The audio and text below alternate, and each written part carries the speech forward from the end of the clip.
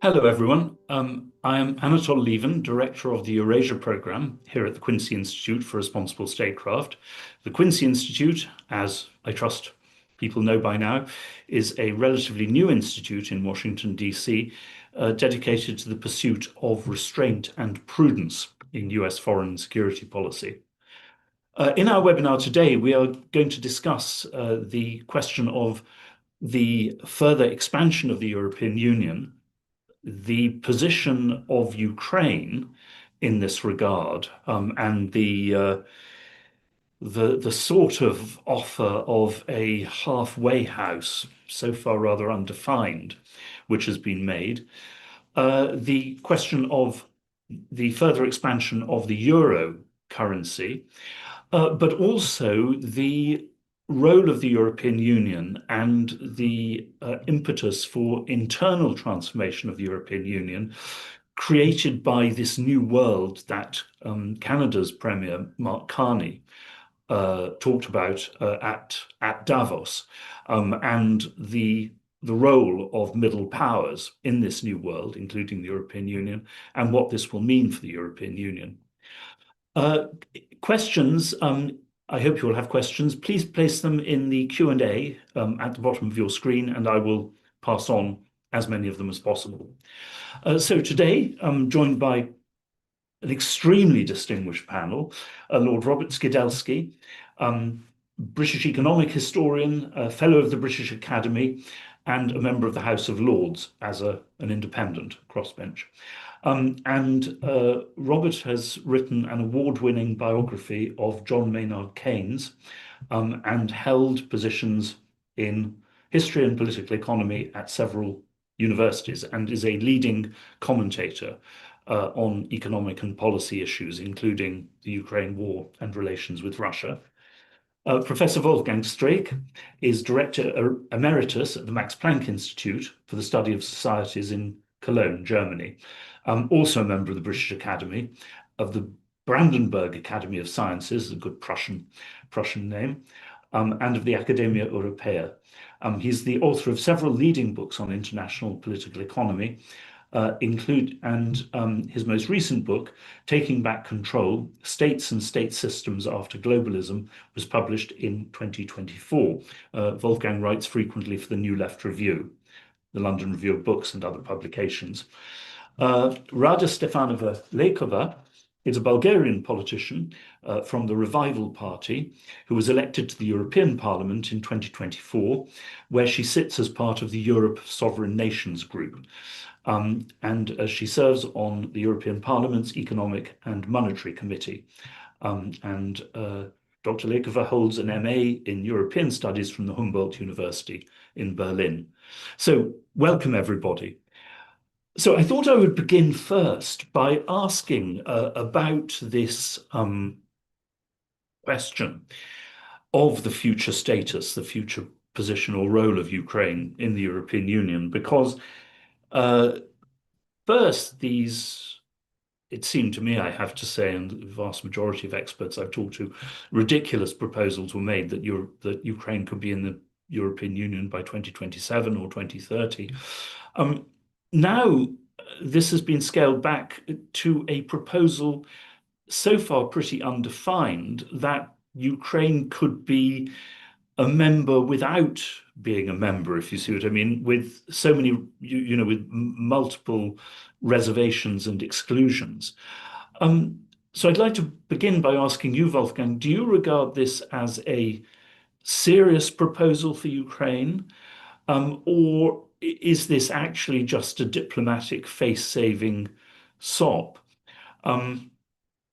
Is it likely to be a real path to full membership of the European Union, or will it be a recipe for Ukraine finding itself in a new version of a halfway house? What do you think, Wolfgang? I think most of those that are involved in making these decisions don't really know what they want and what they want to do. There's a very fundamental issue here that nobody ever addresses, which is that in many ways the membership of Ukraine in the European Union would be a substitute for Ukrainian membership in NATO.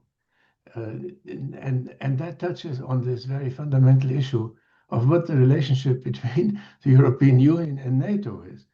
In many ways, the EU is now trying to sort of step in and serve as a substitute for NATO. But then you see, NATO is a deeply integrated military command structure. There is no way the European Union can in any way sort of substitute for this. Admitting Ukraine to the European Union is a project that also is sort of a condition on the part of the Ukrainians to agree to any peace settlement or in any other settlement of this sort. But nobody knows. Now the Italians and the Germans have come out and they have said that this is not going to, there's no membership for Ukraine. The ridiculous idea was January 1, 2027. That is completely impossible. They would have to rewrite the budget for the next 7 years, which is would be a huge thing. As you say, Anatol, now the discussion is about sort of second-class, second-rank membership. But remember the days of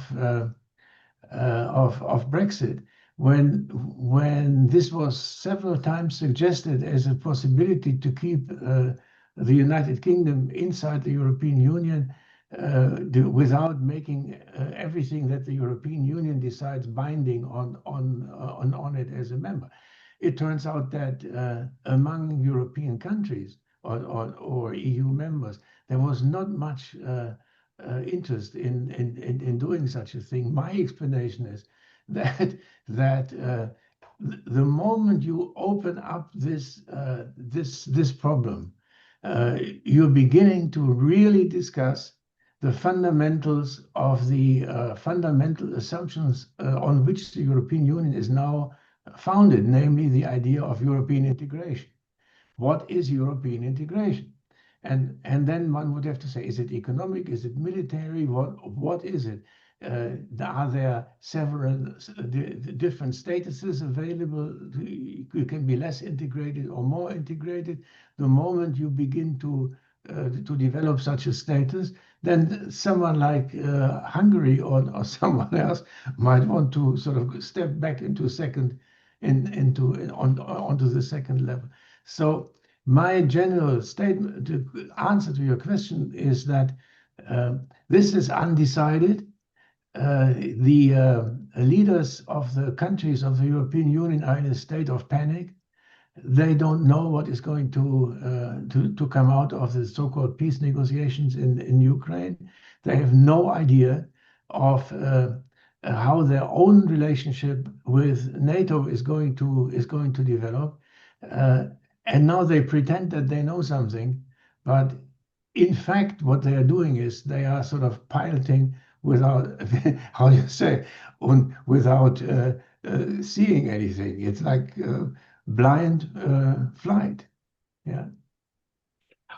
Robert, the new world described by Mark Carney at Davos, what are the implications of this for the European Union? Is this, do you think, going to be a major driver of European integration and strengthening the European Union in order to play a role to defend itself in this new world of middle powers? Well, it should be, but first of all, let me refer back to something that Wolfgang said, and which I'm strongly in agreement with. I mean, the European Union is trying to solve its problems by releasing balloons of words, which mean absolutely nothing. I mean, in other words, a NATO value security guarantee to Ukraine without Ukraine joining NATO. Now we have a European guarantee without quite joining the European Union.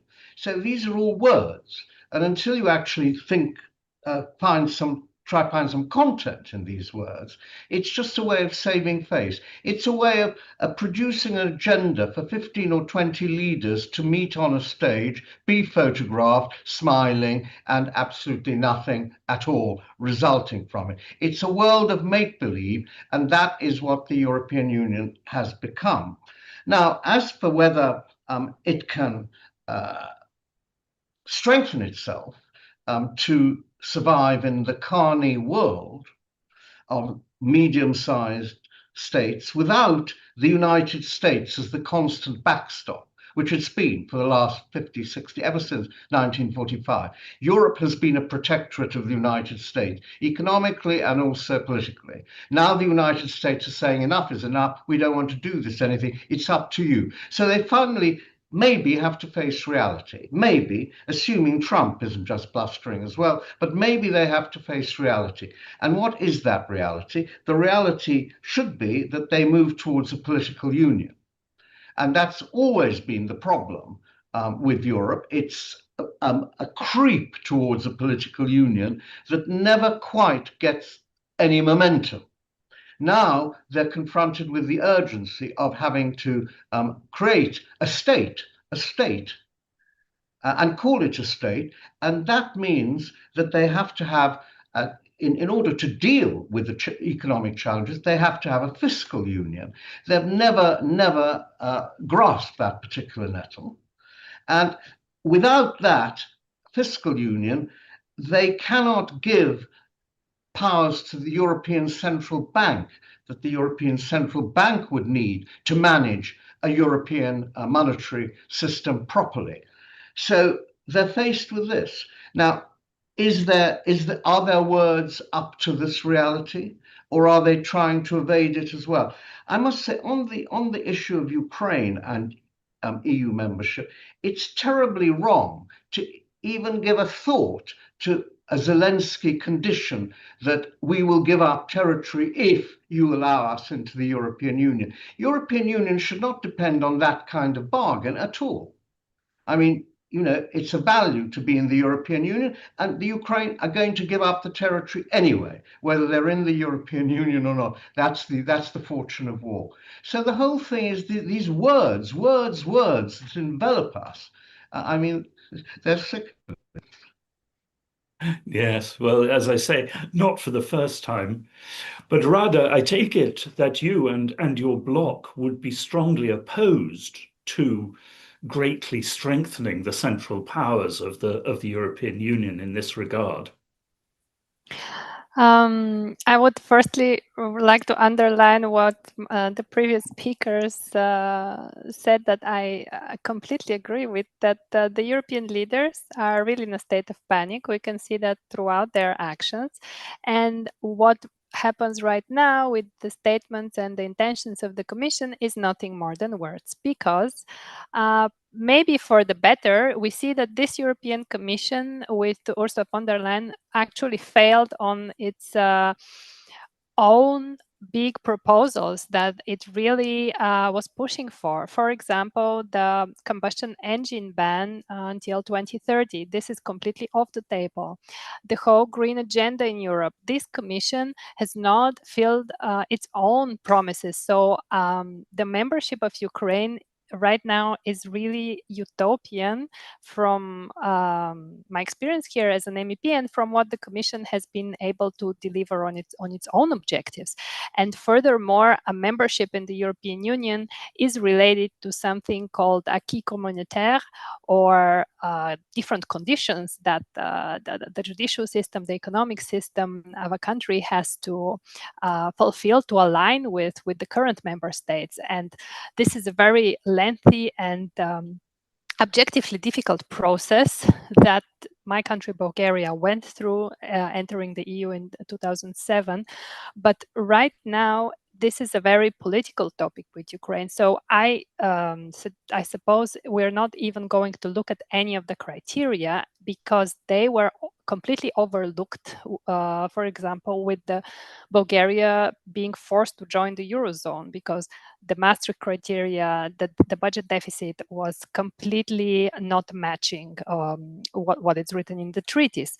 So the further expansion of the EU is not linked to actual European interest or even to the European treaties, but is a very current elite European project. And also going back to those criteria from my work in the Committee on Economic Affairs, something we discuss very often is the scrutiny of the European agencies, of their work, of what they're planning. For example, the Anti-Money Laundering Authority. This is one of the 4 big money agencies, and they have lists of countries that objectively fall under scrutiny or are considered discussed for inclusion for high-risk third countries that are related to money laundering or corruption.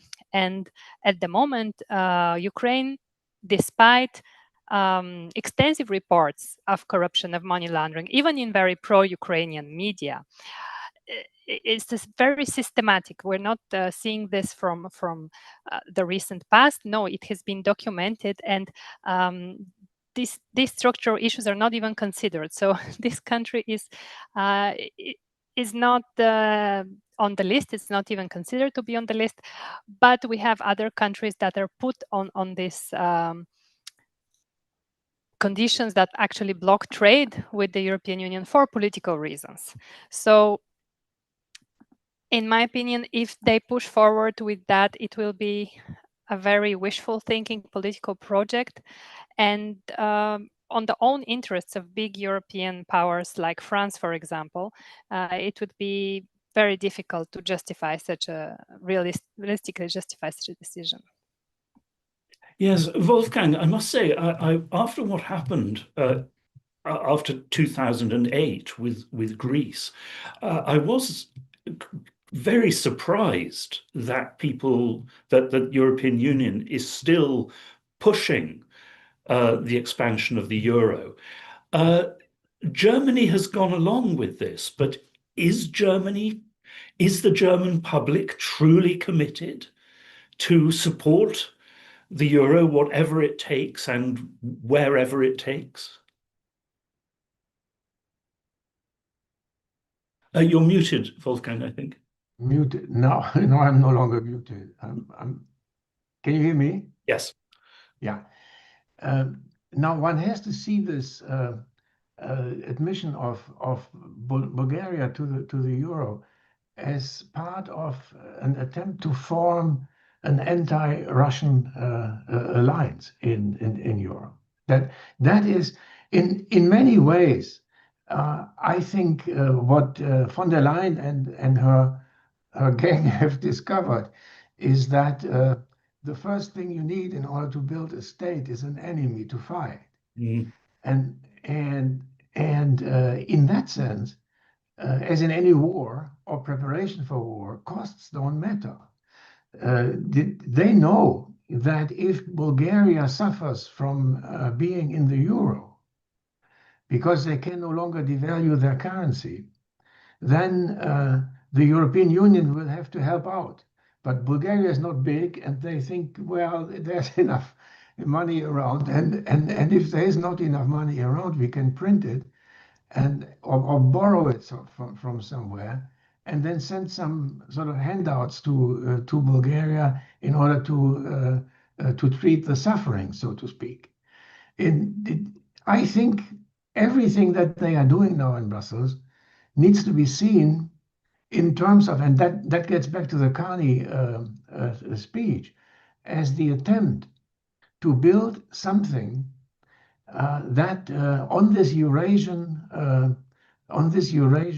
continent can maintain a hostile border with Russia. If you want a second Cold War long-term Iron Curtain thing, where the Eurasian continent is divided in two hostile parts by the at the Russian western border. Now that's the dream of the present Finnish government. It's the dream of the Baltic states. It's the dream of Kaja Kallas, and in many places in Europe, this is seen as the answer to the question of European integration. It hasn't worked before. It hasn't worked after COVID. It hasn't worked then, this and that. It hasn't worked on environmental policy. Now maybe it works on war. This is an extremely dangerous operation. It is also extremely costly. But in a war is a situation in which you can sort of turn hot air into money, and because it's a deadly enemy. You have to kill or be killed, and I think everything that they are doing now needs to be seen from the perspective of this idea of building a militarized superstate that can be hostile to Russia without needing to rely on the United States. And if I may add this, I think that in Germany, you were asking for the German public. In Germany, this is not going to be any longer an economic, but a political problem. Remember when Merz had this sort of ridiculous idea that if there were to be troops stationed in Ukraine as a security guarantee, Germany would not go into Ukraine, but would locate its troops at some country sort of near to Ukraine. And I think they are now beginning to really get nervous in a potentially even productive way. Germany has no nuclear arms. It has, however, the by far largest conventional troops. If there was a war around Ukraine, provoked either from inside Ukraine or from some Baltic countries, then Germany would bear the brunt of this without having a nuclear cover, without having a nuclear umbrella, and I feel that there is now some sort of sensitivity to this growing inside Germany. The economic madness always was a possibility, but military madness, that's a different dimension. Well, because we have a question from the audience about, basically saying if the European Union were truly serious about, or European countries were truly serious about building themselves as a great military power, they would reintroduce conscription. And of course, there have been certain moves in that direction in Germany. But from what I can gather, this is, shall we say, not a universally popular position among German youth. Yes, I think the first step that the new European leadership will take is to build up some sort of professional army, admitting anyone who can hold a gun. It's sort of volunteer army, not based on. I mean, the actual fighting operations. You can hire a lot of people from a lot of countries to serve. And yeah.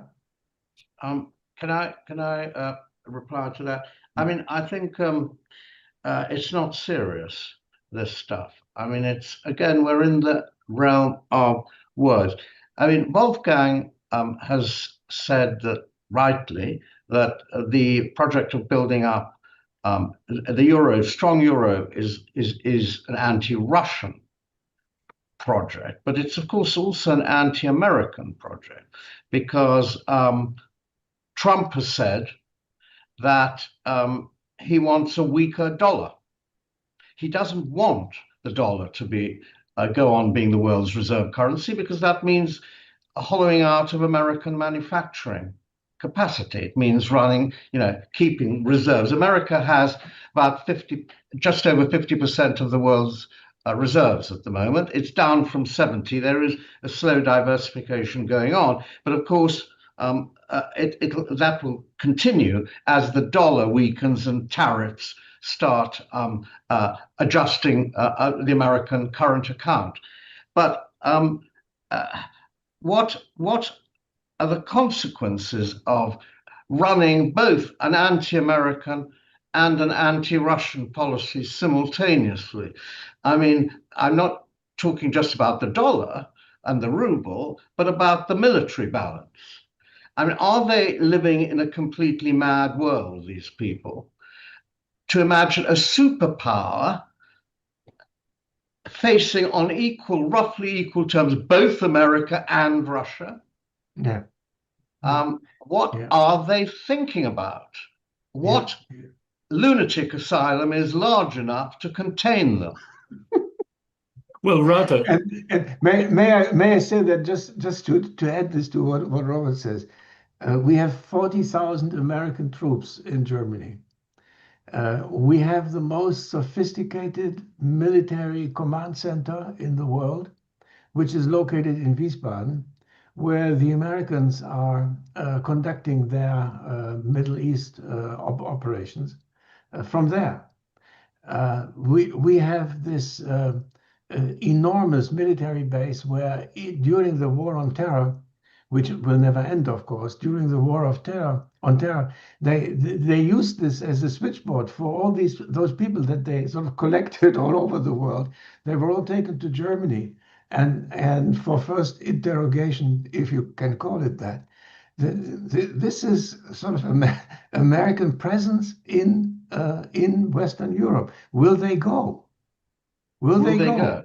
You think they're there, and that it's a bluff that it's a Trump bluff, that Americans won't actually surrender their position in Europe. Is that your view? My view is that Trump may think that, but if he goes down to really tell the American army to give up these positions, then we actually might have a deep state revolt against the political leadership. I cannot imagine that the Joint Chiefs of Staff will sort of peacefully evacuate Germany, which is the prime achievement of the Second World War. It is like Okinawa. Okinawa has also roughly 40,000 American troops. And now you see how this reverberates in Japanese domestic policy. The Japanese have now learned that if the Americans are going to attack China because of Taiwan, they better be on the right side. But America has never relinquished interest in the Pacific. In fact, it is pivoting to the Pacific, and Okinawa is part of that pivot, if you like. But it has renounced interest in Europe. I mean, explicitly, it said that what happens in Ukraine is of no interest to America. What happens in Europe is of no interest to America. Its only possible intervention in Europe is to support far-right parties who alone embody the true European spirit against the decadent elites who run Europe. I mean, that's the Trump rhetoric. Do you take that just for words, or is it sort of an indication of policy? Well, but you also have to keep in mind, I mean, as Wolfgang was saying, we are still useful as airstrip one, as Orwell called England. And I think you would find strong opposition as well from the Israel lobby. If America, because of course American bases in Europe are also pretty vital to projecting American power in the Middle East and supporting Israel. So I mean, look, I think what Trump wants is the minimal possible commitment to Europe while maintaining, American bases, which of course lands Europe with the worst of of all worlds. Yeah. Rada, I would like to ask you, you live in the lunatic asylum now in Brussels. You're based there. I'm not saying you're one of the inmates, of course. Of this asylum.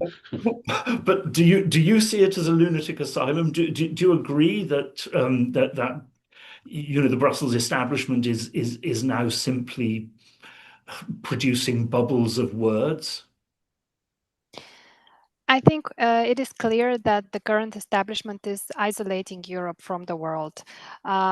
We've seen that with complete ban of diplomatic connections, relations to Russia, also partially to China. But now the new trend is to be opposing Trump, and by opposing Trump, also relations to the US.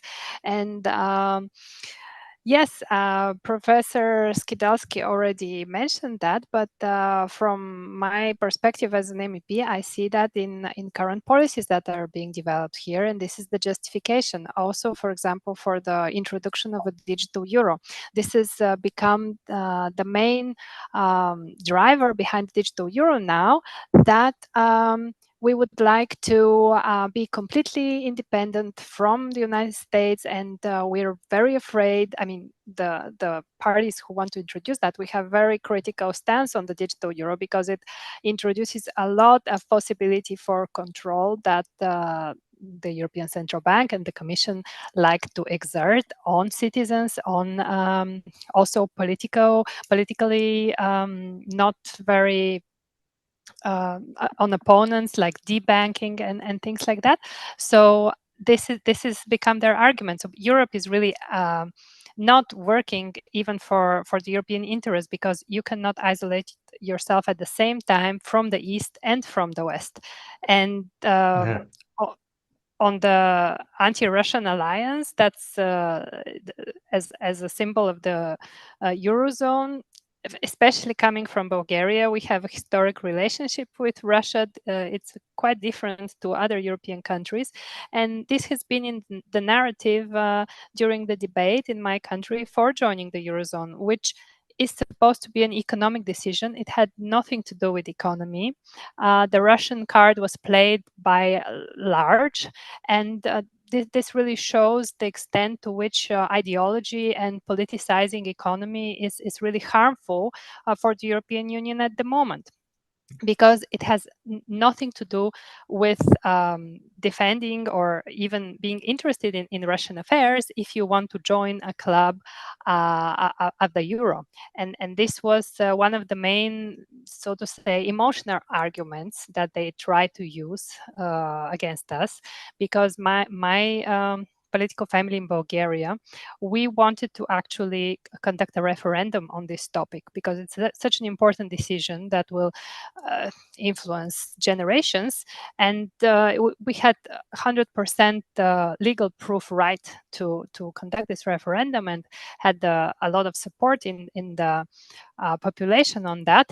But we were denied that referendum, and furthermore, the whole process of joining, also in the European Parliament, had nothing to do with the separation of powers, because the governing party actually provided its own numbers, provided its own data to the European institutions, and the same people from that same party as politicians here were responsible for adopting a decision. So this is really turning the European Parliament into a circus, not into a democratic scrutiny of institutions, and not as the only actually institution that's responsible for guarding the Maastricht criteria, which are mathematical criteria put in the treaties. They're not even related to politics. So this now has a direct effect on the situation in Bulgaria, on the inflation, and it also led to the collapse of the government. So we are looking for to elections again in Bulgaria, but actually the government that we had and is still quite powerful, is very intertwined with the European establishment. So this was something that was useful for the political Euro project. And Bulgaria, it's not a very big economy or something that would make a big difference for the Eurozone. So it was really instrumentalized politically to join this club. In Wolfgang, once again, I mean, political developments within Germany, and Germany will, of course, be critical to whatever happens in Europe. I mean, how much do you see in the end the German a majority of the German population simply rebelling against this, whether for Die Linke or for AfD? The Germans don't rebel normally. They just do what they are being told. No. I think the first things are being seen. You can see in the elites. If um, up to now, Germany could sort of hide behind France of this idea of the European Union being governed by two countries at the same time, the tandem, Germany, France. That is now gone. Now Germany is alone, so to speak, home alone. Yeah. What do they do now? And uh, for example, if Ukraine became a member of the European Union, then Germany would not be able to form a blocking minority in the council without the French coming to their help. Yeah. Now the French are not predictable anymore. Germany, on the one hand, wants the qualified majority principle on foreign policy in the European Union, but they thought that this would be good for them to be able to act on behalf of Europe, because then Hungary and all these other people would not be able to veto decisions. Now the possibility arises that others would form a majority, and Germany would no longer could be outvoted. Now then it becomes a real problem. If you're the biggest economic power, if you're the biggest military power, and others tell you what to do, then the sort of arithmetics of European policy become a little threatening to the German government. Now, Germany is not used to formulating something like a German national interest. That's something ideologically being done by AfD, basically, but in part also by BSW, by the Sarah Wagenknecht party, which is also beginning to discuss this issue. What is the German interest? And in my mind, I find it hard to imagine Germany in Europe pursuing something like a German national interest without including in that interest some sort of rapprochement with Russia. Some sort of settlement with Russia would be a precondition for Germany as a country not to be instrumentalized by unpredictable French foreign policy covered by a nuclear umbrella, not being instrumentalized by American Middle East policy, needing a basis to do the good things that they are doing there. Yeah. And not being instrumentalized by Polish policy, because I was struck. Absolutely, British Polish policy. or Kaya Kallas in the European Commission, who always dreams of cutting Russia into four pieces. Yeah, the only power that can do this is German tanks going to Moscow. It has been tried before. It has been tried before, and it didn't work. Yeah, so if you don't want to try it again, then what you would have to find out is how, with this country that is now going to win the Ukrainian war, and as a result of this will become pretty demanding in terms of the terms of a settlement, how you can work out some sort of rapprochement with that country. And I think I'm not a friend of Friedrich Merz, quite to the contrary, but I think, unlike his predecessor Scholz, he may actually be able to understand the dimension of this problem without having an answer already in his pocket, but at least being willing to think about it. My point here would be, if I was Friedrich Merz, I would dread the situation in which Scholz appearing in Washington next to Biden, and Biden telling the press that he knows how to finish off the German gas pipeline with Russia, even if the Germans don't want to. I don't think Merz wants to be in a situation like this. I mean, there is talk now from several European leaders of the need to re-establish contacts with Moscow, and there are these reports about making the former Finnish president an envoy. But I mean, what I'm told by the Russians is, sure, we're willing to talk, but talk in itself is meaningless. Europe would have to come up with actual concrete proposals in terms of suspending sanctions, restoring things.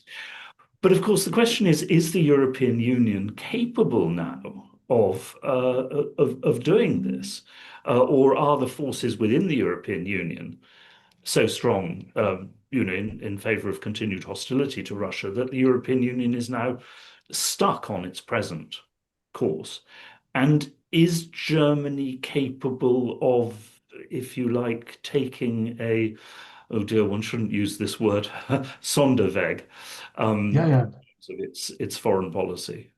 I don't know how the other participants see this, but looking at it from inside Germany, and also with some sort of experience with the European Union, I think if something major is going to happen here, Germany will have to make a first step, and then the European Union will follow.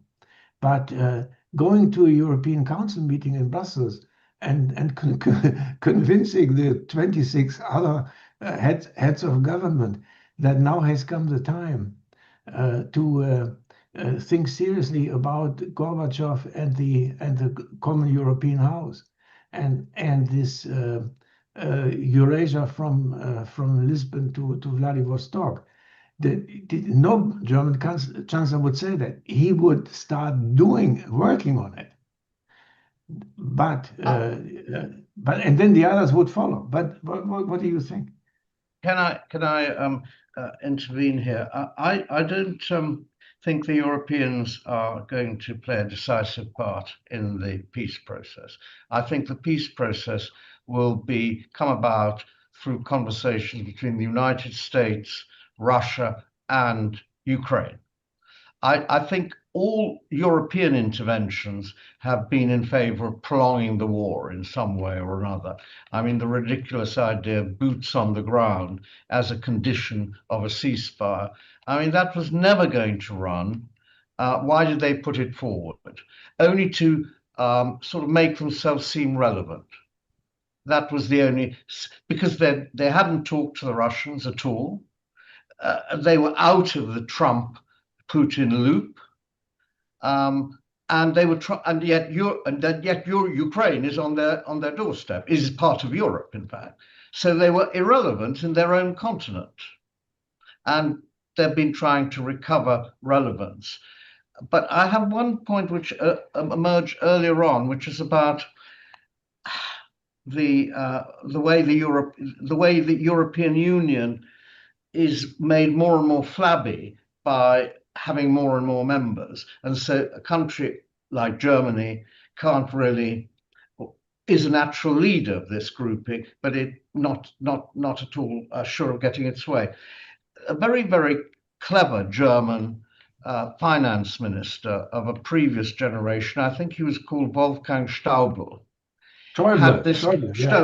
had this proposal for a variable geometry Europe. He said, let's have a core which can make decisions, and then others in some form of association. That was never taken up. Yet it's surely the thing to think of doing now. If you want a Europe that can decide on something, then a Europe of 8 or 9 at most, and of some area, is required of the Northwest area, and then others could be in an association. Now, it may be too late to do this because you already have a European Union with full acquis of I don't know how many, 18 members but, or but more. also, of course, you have the euro, which must be, yeah, exactly. So it may be too late, but it's still a formula that one might want to consider with Ukraine. And it would be harmless in a way. You know, so I don't know. I think they've got themselves into a hole. And the one point I did want to make is that I don't think the Europeans will be vital at all to the Ukrainian peace process. By the way, an intervention from the audience by a very distinguished but also highly independent-minded American soldier on the subject of the American air base Ramstein. Ramstein will never be surrendered. I think you can take that as also the view from within the Pentagon. But Rada, I wanted to ask about this idea of concentric rings of Europe. Now, I mean, in one way, this is something I take it that your party, your bloc, would favor, because at least for Bulgaria, because it would be much looser. It would be, not under this tight control of Brussels.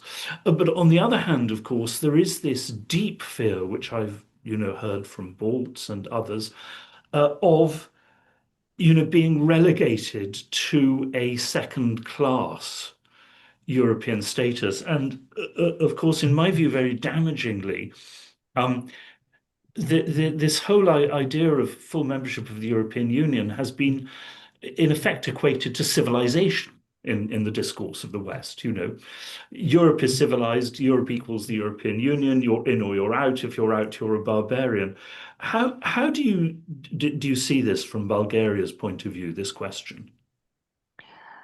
You touched on a lot of important facets here, and I think that our mission here as Europe of sovereign nations and as Revival, and by the way, not only our smallest group, but we cooperate a lot with the other patriotic forces here in the European Parliament, is to fundamentally change the direction in which this European Union is headed. And this is a mission that we've been given from our voters. I mean, we're not alone in this idea, because we're looking at things as veto right being off the table, such proposals into turning Europe in a federation. And I don't know how this will function if you have a two-tier Europe. This is just something like just words, because the current establishment is interested in centralization, is interested in a federation, is interested in all those aspects that completely change the way we live in Europe. And when I was listening to Professor Streeck, I really have to agree that Germany, we cannot expect a revolution or a rebellion there at the current point, but this is the economic and political power that will change the course of politics in Europe. And we really hope for that. We're waiting for Germany to rebel. I have experience living and working in German parliament for couple of years as a political advisor, and I know there is an anecdote when the Germans go on a rebellion and they're at the train, first they will buy a train ticket. So we are kind of waiting for that to happen here, because economic reality cannot be just ignored, and this is what actually this European Union is also doing, also with countries like Bulgaria, like Hungary. How do you make them comply? How do you make Hungary comply? Well, you refer to things like European values that are supposedly stipulated in the treaties, but they're very vague. There is no such thing as European values that you could point in the treaty and say, Hungary, you're not fulfilling that, so we will stop the phones. So this is the way that this commission operates, through coercion and through forcing political decisions. So I think we're working to change the direction of the European project, and not to two-tier Europe in terms of sovereignty. Wolfgang, you said, well, several people have said that Germans don't rebel. But, I mean, viewed from the standpoint of the present German establishment, AfD does represent a rebellion, a kind of revolution. Now, I don't know, I mean, does it? And do you see AfD rising further and becoming a determinative force in German politics in future? See, I always was firmly on the left, so to speak, of German politics and politics generally.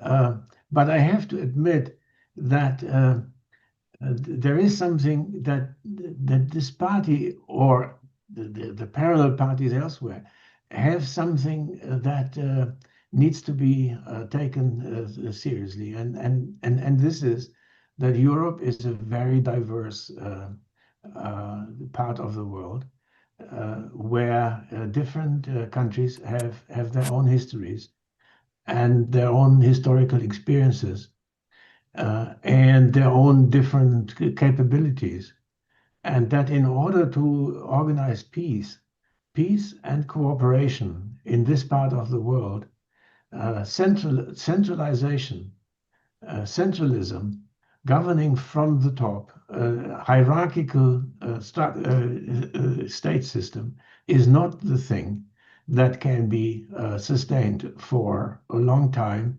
and that can be legitimate with the peoples of Europe, as they are called in the treaties. So the question actually is, or what is unfortunate, is that a party like the AfD, which sort of articulates this sentiment in one way or other, at the same time it articulates too many other stupid sentiments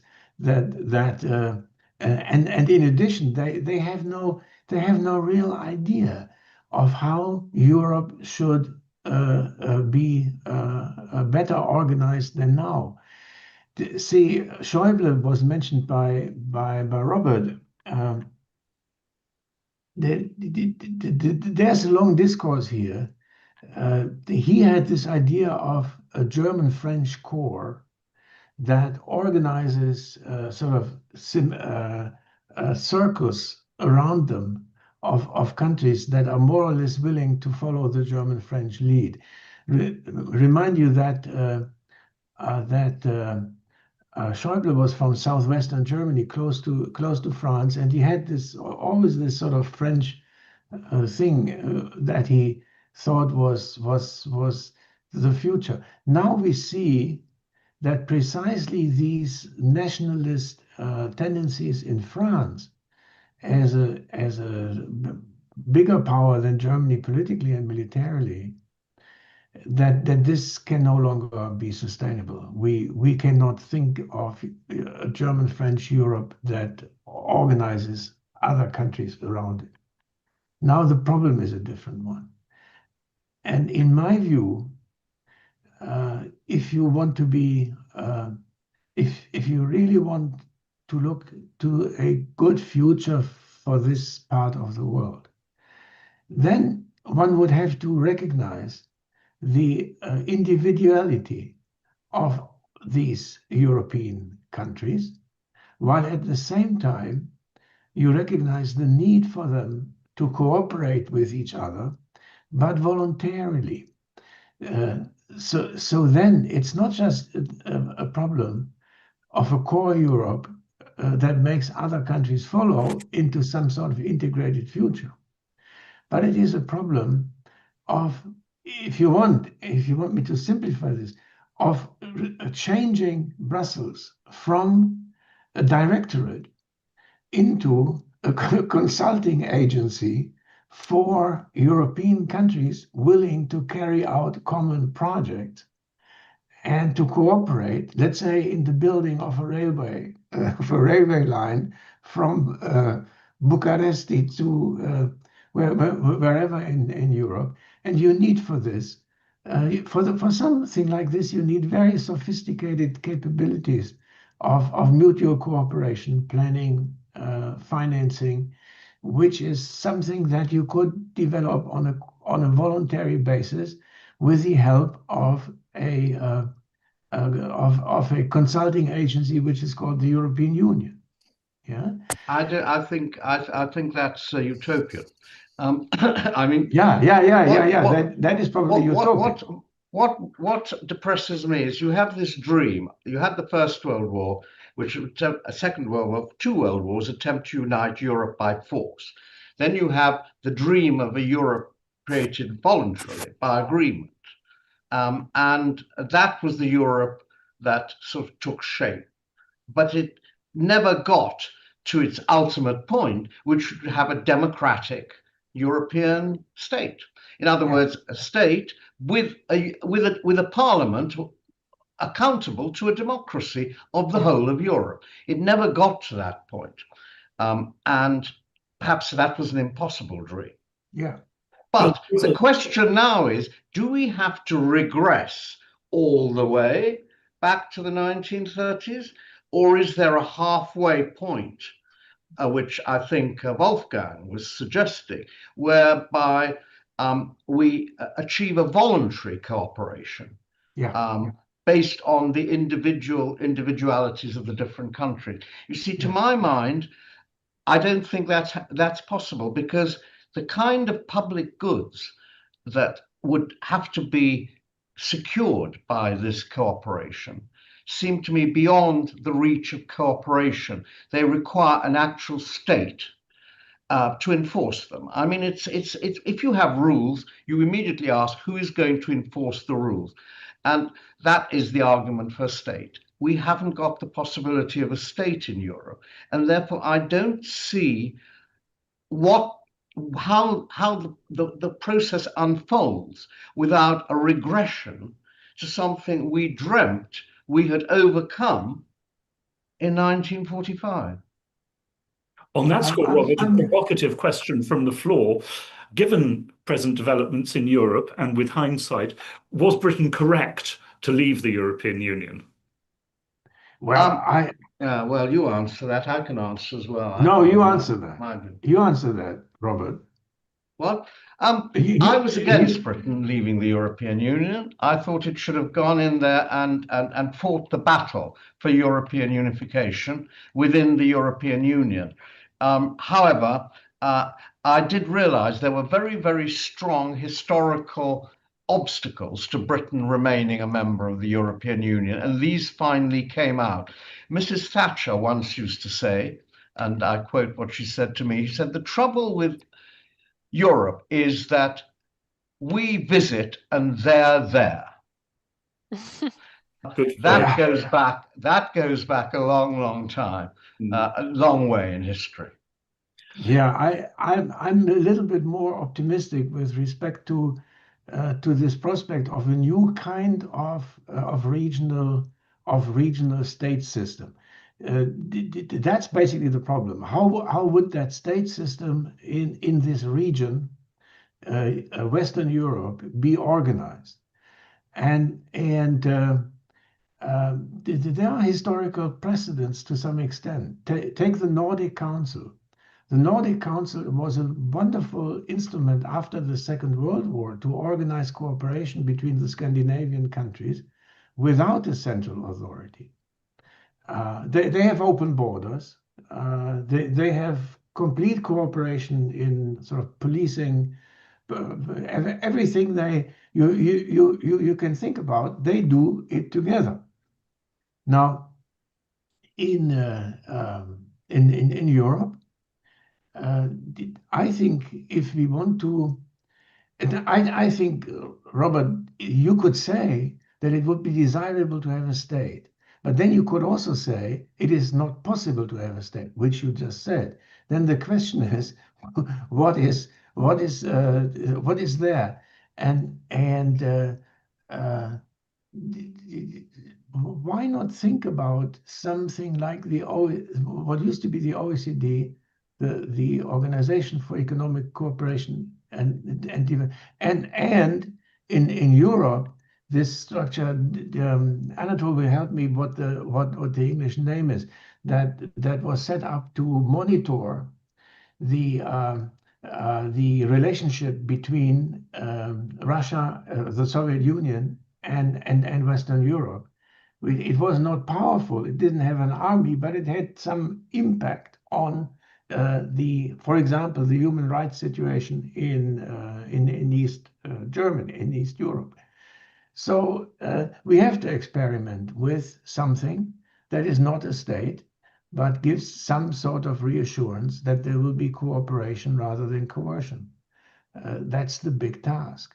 The state is not possible. Then my argument as a German would be, what you want to avoid, and what maybe it will inspire this sort of productive thinking. You want to avoid a half continent governed by Germany, because the Carl Schmittian solution is the regional state system, which is dominated by a hegemonic country that does what they think is good for them, and sort of forces everybody else to follow. The way you look at Western Europe now, it is quite possible that there would be, for some reason or other, a development in that direction, unless, see, look at Brussels, von der Leyen, Weber. You look around, there are all those Germans already. And Germany is already sort of beginning to take over the European Union. Try to prevent that. If I may say, I'm not sure if von der Leyen is here to defend German interests by the way that she's acting and by the way that she has been introduced into the role of even the first mandate was proposed by Macron.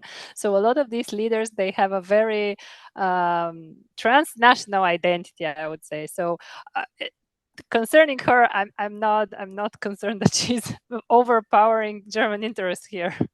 Yes, so the lunatic asylum in Brussels, as I'm sure you've noticed, Rada, does have a striking effect on the people who live in it, no? So it develops a very particular mentality.